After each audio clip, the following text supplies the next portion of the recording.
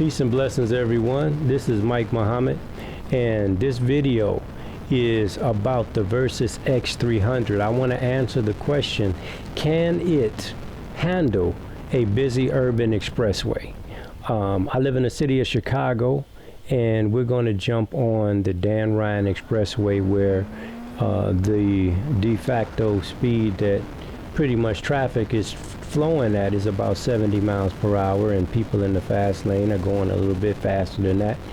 And this is my first bike, the Versys X-300. This is the first motorcycle that I fell in love with motorcycling on, and it was very important to me to get a bike that I could do absolutely everything on that I wanted to do. And I was an avid bicyclist before buying a motorcycle. I rode my mountain bike just about everywhere, to work, to school, to the gym. You know, I rode my bike all the time, and I rode it for exercise, and I just love cycling. So when I bought my first motorcycle, when I was looking for my first bike, I really wanted a bicycle with a motor on it, and I wanted something that like my bicycle or my mountain bike with the big 29-inch wheels. I wanted to be sitting upright, sitting tall, over traffic, be able to see, but I wanted something with a powerful enough motor that I could do just about anything I wanted to on. I wanted to be able to jump off-road, on-road, jump over the curb if I wanted to. But I absolutely had to have a motorcycle that I could also jump on the expressway with if I wanted to go to work. So I want to clear up with this video one of the major misconceptions about this motorcycle, the Versys X-300. The question, can it handle a busy urban expressway? So we're going to jump on the Dan Ryan Expressway that runs through the heart of the south side of Chicago, that runs into downtown and then into the what they call the Spaghetti Bowl, and into all the other major highways and expressways that run in and out of the city of Chicago. So as you see, we're getting on now, and as we move through traffic, you know, I have to say that this motorcycle has a 300cc engine that's derived from the Ninja 300. This bike was first introduced in 2017, and since then there have really been no changes.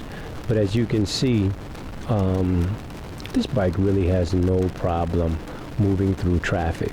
One of the biggest misconceptions about it, about can it move through traffic, can it do highway speeds, you know, this bike loves to sit at 75, 85 miles per hour and just cruise.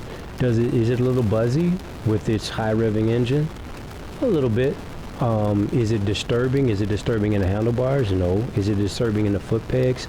Not if you wear boots. If you wear gym shoes, or if you wear shoes with thin soles, you're going to feel that buzziness. But if you wear a decent pair of boots, no, you don't get a whole lot of buzzing in the foot pegs.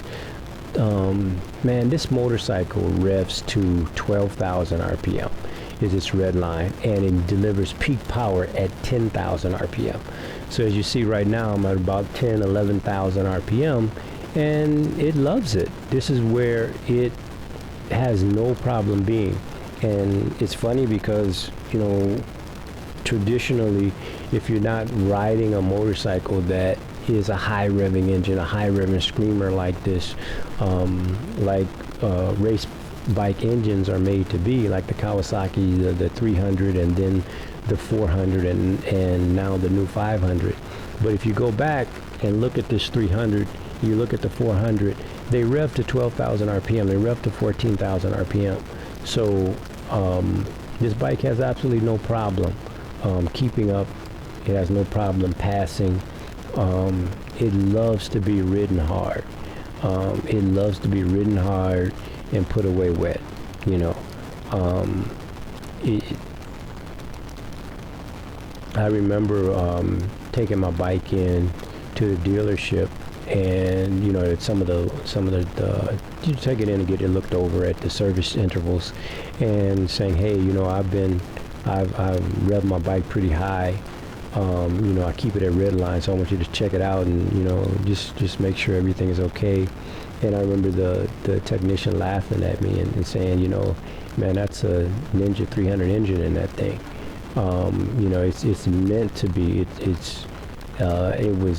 was born to be run at run at red line, and so that's really how you got to ride this bike if you want to get the most out of it, if you want to have the most fun out of it, because you can absolutely rev the shit out of this bike and have a lot of fun.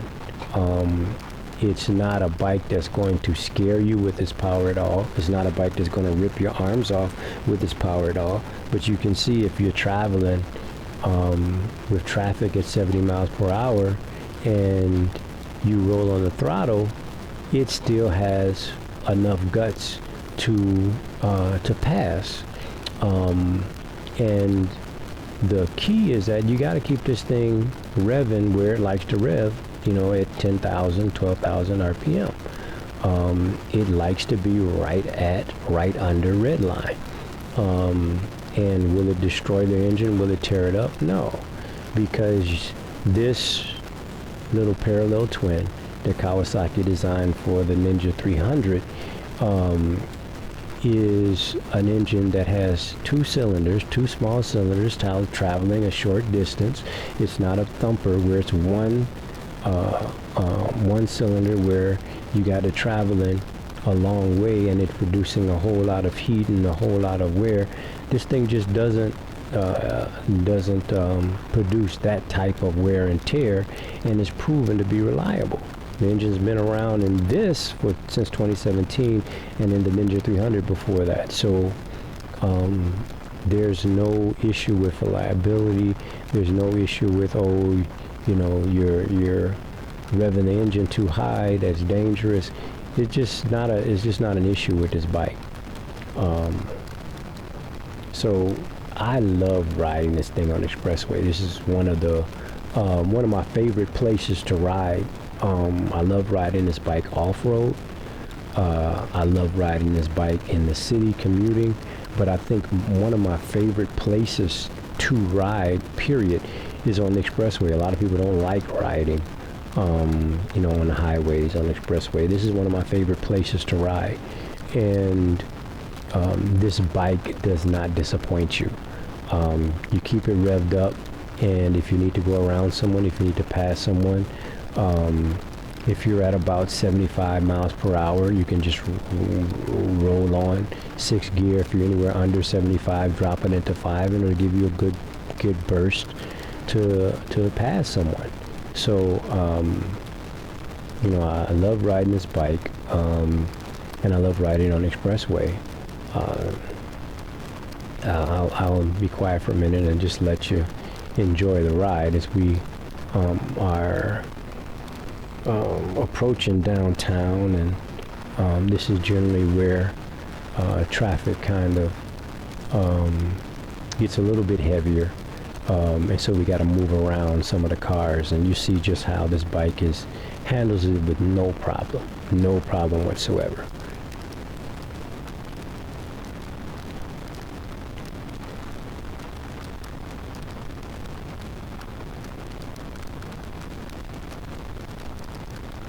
One of the things I love is that at this speed, about 70 miles an hour, it's just cruising. You know, it's cruising. This is like the sweet spot between 70, 85.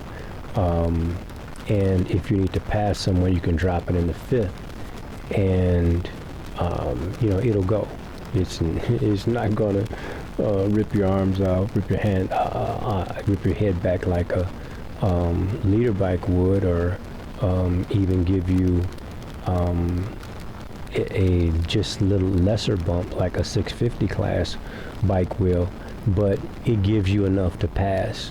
You know, if another car decides that they're going to hit the gas and race you, this isn't the bike to race on. This is the bike to, you know, compete with people on. But As far as just moving through traffic regularly and having the freedom to either drop a gear and accelerate or roll on, this bike has it. It's no issue, no problem.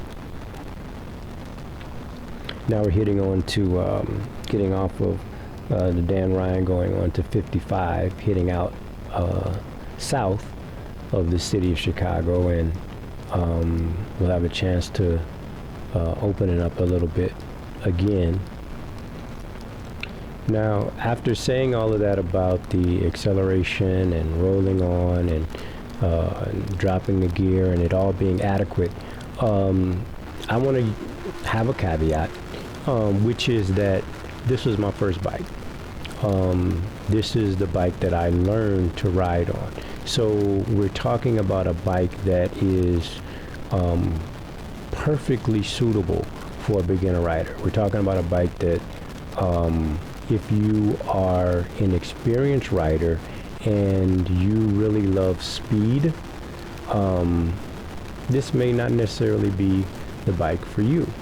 But is it a bike that you're going to grow out of in 6 months? Is it a bike you're going to grow out of in a year? Are you going to be bored with it? I think that has to do more with the rider than it has to do with the bike. Because this is a motorcycle that you can explore every facet of motorcycling with. This is just one facet, being on an expressway, and as I am kind of demonstrating here, it's a bike that you won't be saying what you can't do. You won't be saying you can't move, that, oh, it's dangerous, oh, it's... If you simply want to ride and ride at a speed that is, reasonable. We're not talking about going 120 miles an hour. We're not talking about going 150 miles an hour, obviously. We're talking about being able to, as a motorcyclist, keep up with traffic and move slightly ahead of traffic, because when I like to ride, I like to be slightly ahead of the traffic, so that I'm not concerned pretty much about anyone coming from behind me. Everything is in front. I can check my mirrors and see what's going on behind me, but for the most part, I'm moving slightly ahead of the traffic, and that's the way I like to ride. And as I mentioned, the mirrors, when you're going on this bike from, a lower speed all the way up to its top speed, the mirrors are solid. The mirrors are not buzzing. You can clearly see what's behind you. The windshield is solid. You don't get buzzing and shaking. The bike feels very, very planted. The bike feels very, very good on an expressway. When you go past big trucks, are you blown from one side to another? No. It is a light bike. It's 386 pounds. So in heavy wind, you're going to feel it. And I remember when I first started and when I went, when I was coming next to a truck, I would plan that overtake, and I would accelerate. I'd drop the gear and accelerate as and hit it so that I could get past that truck as soon as possible, because I didn't want to be moved from one side of the lane to another. And the more I got more and more experience in riding, the less I actually felt that I needed to do that, because the compensating for that pressure, or compensating for that wind that you get falling off of a truck, is not that bad, not that serious. And in addition to that, as I started to modify the bike later on, I put crash bars on it, the engine guards from T-Rex. I put the skid plate from T-Rex on it, which added a little bit of weight, and actually made the bike feel even more solid, so I didn't feel like I was getting blown around on the expressway too much at all. Just in high wind situations you feel it, but as far as just passing trucks, I didn't feel that same feeling. And it felt like once I added those, I had the top box on, I had my side bags on, side bags, I had the engine guards on, I have the skid plate on. I felt like it had enough weight, and it probably added, you know, my bike with everything added to it is probably around just over 400 pounds, kind of in a sweet spot where you're not getting blown all over the place, but it's definitely more than I started at 386 and into that territory where when I rode a Ninja 400, which is about 368 pounds, right around there wet, I actually felt that movement from one side of the lane to another. So it's with the accessories that I have on the bike now, it feels like I'm just out of that point, just at a sweet spot where I'm pretty solid on the expressway.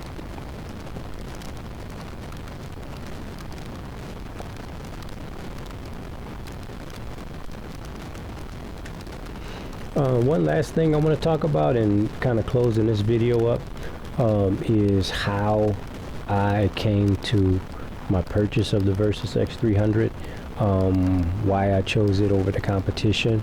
And when I was looking at motorcycles, looking for a first bike, obviously I wanted to find a bike that was easy to ride, easy to learn on. I wanted a bike that put me in an upright riding position. I did not want to be bent over. I'm 50 years old at that time. I'm 53 now. I was 50 years old at that time. I'm 6 feet. I weigh about 165 pounds. So I'm not a really big guy, and pretty athletic. So I wanted a bike that would allow me to just have a bunch of fun, be comfortable, but spend a lot of time in the saddle. And I was used to riding a mountain bike, like I said, just about everywhere. So I had no problem being in a position of a normal cyclist position. And so the three bikes that I was looking at, that I was really going back and forth between, were this Versys X-300, of course, the Honda CRF Rally 300, and at that time, the Honda CBX 500. And I was also looking at the Versys 650, which I eventually purchased as my second bike. But this I chose as my first bike between those three, and looking at the Versys 650, because I wanted something that was light enough for me not to have any issue, any problem if I went off road and dropped it. I wanted to be able to pick it up. I didn't want to have any issue with a heavy bike. I wanted something light, and I wanted something I could get off road on, do everything, and it had to have enough power for to be on the expressway. And so the Honda 300 Rally, that CRF got ruled out because it was a thumper, a single cylinder, and the type of thing that you see doing in this video on the expressway, it wasn't able to do. The Honda CBX 500, the power to weight ratio of that bike and the power to weight ratio of this bike, even though it was a 500cc engine, that motorcycle's top speed and this motorcycle's top speed were so close that I knew that I would rather go with a lighter bike with a better power to weight ratio than go with a heavier bike with a lesser power to weight ratio. And I even looked at the KLR 650 as well, and same thing. The power to weight ratio and the acceleration of this bike, as opposed to the KLR 650, the top speed of this bike blows the KLR 650 away. So it was kind of a no-brainer. Plus, when you looked at pricing, it was kind of a no-brainer to go with the Versys X-300. Today, it's a little different. Today, when you look at a 2025 Versys X-300, you look at not so much the CBX 500 anymore, but the NX 500, which is new. The Honda CRF 300 Rally, you're still dealing with the same factors that you were back then. You've got the Transalp 750, you've got the CF Moto 450. So you've got a few choices in the class now, and this Versys hasn't been updated since 2017. So it's kind of lagging behind on the technology that some of the other bikes in the class have. Even though this bike, which is really interesting, the Versys, this thing started the class. This started the lightweight adventure class of motorcycle. It was the first parallel twin 300cc engine in an adventure bike. And even before it, years before, you had the KLE 500, which was also a parallel twin, but it was a different motorcycle, which brings us to the point of the very interesting tease that Kawasaki has been doing with or did at the EICMA show, of showing the KLE 500. And everyone who has a Versys X-300, who saw the Ninja 300 engine go to the Ninja 400, and then saw that Ninja 400 engine more powerful and lighter in that Ninja, looked at that and said, oh my God, in a Versys that would be absolutely awesome, because you do have even more power, more torque, more high end. And then Kawasaki went to the 500, and now that 500 is in the Ninja 500, it's in the Z 500, it's in the Eliminator 500, and it's an awesome engine. So I am, like many people, are excited to see that KLE 500. And if you didn't know, the Versys X300's actual model number is not Versys X300. The model number is KLE 300. So the KLE 500 that they're teasing, is that going to be the direct upgrade to the KLE, to the Versys X300? Maybe so, maybe not. Will they come up with a line of KLEs? Is that why they didn't use the name Versys? I don't know. It's going to be interesting to see exactly what they come out with. I know what I would like, because I don't think I'm ever going to give up this Versys X300, because it is such a nice, light, useful bike, that to sell it, you know, at this point where it's almost paid off, is, I don't know if that will make sense for me.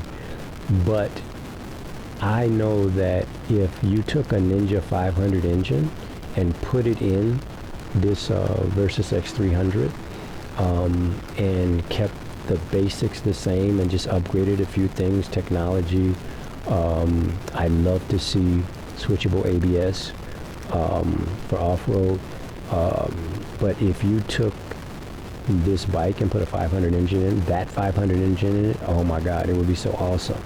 So a lot of people are waiting on that. A lot of people own the Versys X300, have been looking for that for a while.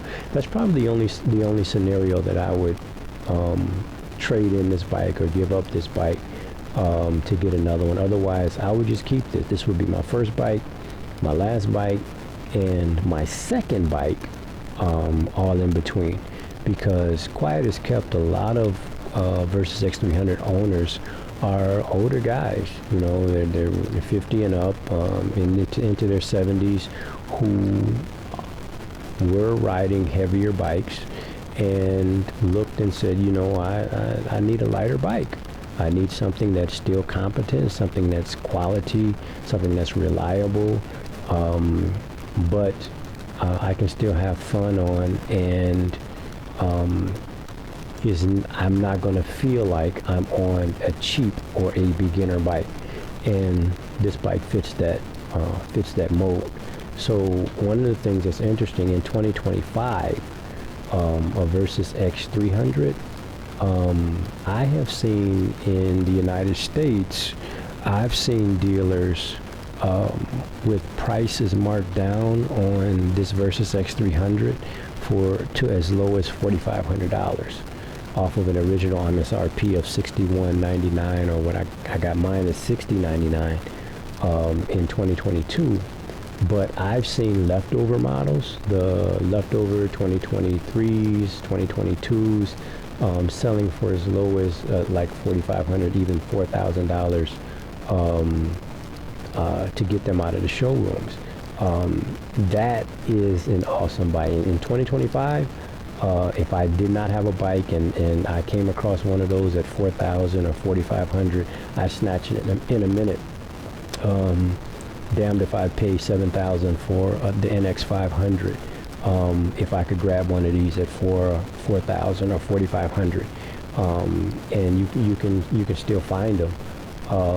But even the 2025s are going to be marked down, and they're going to continue to be marked down. Kawasaki's got the $500 off, but this is a great bike that you could find either new or used at a great price, and it will be a great buy. Honestly, at this class of motorcycle, the lightweight adventure segment, any of the Japanese bikes, obviously with their reliability, would be great purchases. They're just a good value. It is, like I alluded to, it's harder to recommend the Versys X-300 now because it hasn't been updated in so long, but it's a great bike that if you can get discounted, if you can get off the used market and you can save some money, you'll be smiling from ear to ear, as I am. You know, after 3 years of ownership and 15,000 miles, this is a great bike. And yes, it can do the highway, it can do the expressway, it can do all of those things without a problem. So thanks for watching the video. Next I'm gonna put out a video where I'm going off-road and doing some off-roading, and another video that I'm going to be doing some slow speed maneuvering in, showing some of the versatility of this bike and how awesome it is as a beginner to be able to learn all of the skills that you need to learn as a new motorcyclist, with not to mention how great it is as a second bike, or as a new as an older rider, how great it is as a last bike. So thanks a lot for staying with me this long and seeing the whole video. I'll be back soon. Peace and blessings.